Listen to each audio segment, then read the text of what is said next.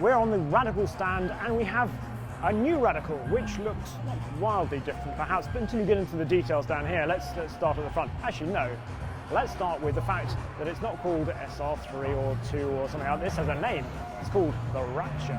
So, anyway, moving on, this down here, so you've got a double diffuser at the front here, so that when you're braking, so when you've got the dive on it, it actually still keeps the diffuser working really hard under braking. Moving back here, you've got these lights here, because this is important. This is a road and track car.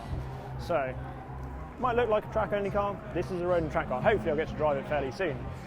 These are the biggest ones I've seen in terms of sort of venting these front arches here and relieving the high pressure over there. Inside, it's quite nicely trimmed and all that. We've got a life electronic system in there. Paddle shift now, we've got a 6-speed paddle shift as standard. It's a quaif box. Moving back down here to the drivetrain, it's a 2.3 litre EcoBoost, so that's a turbocharged 4-cylinder engine. And it's putting about 350 brake horsepower, 320 pounds-foot of torque, which is quite a lot when you consider that, and I'm going to use the crib sheet back here for this, it weighs just 765 kilos. So 0 to 60 in under 3 seconds, 0 to 100 in around about, probably I think it says here 8.4 seconds, apparently it's about 2 seconds quicker than that, so it's got 6.5 seconds, which is swift, I think you'll agree.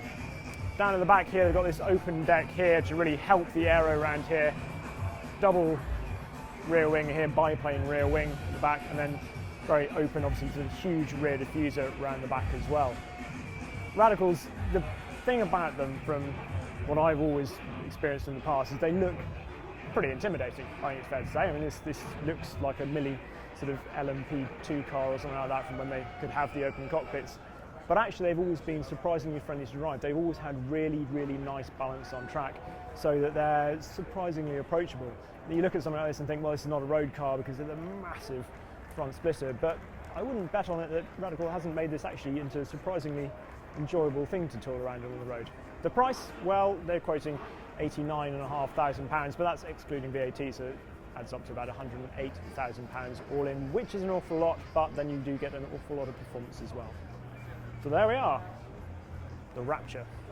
I'm sure it was received to rapturous applause. I can't say that, that's really bad, isn't it? That's really bad. It's halfway through the second day at Goodwood, I'm clearly losing it. Anyway, here's the Radical Rapture. I want to have a go at it, on road and track.